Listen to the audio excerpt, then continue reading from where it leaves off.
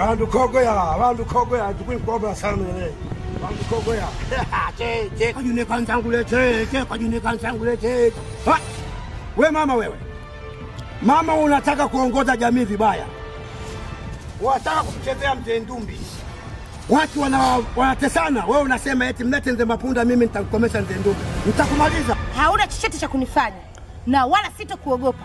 Wala vijana hawana kosa lolote na niko tayari kuwasaidia. Hauwezi kufanya kitu chochote na wala sitoelewa na mtu yoyote. Hayo ni maneno tu, wala unitishi wala unibabaishi.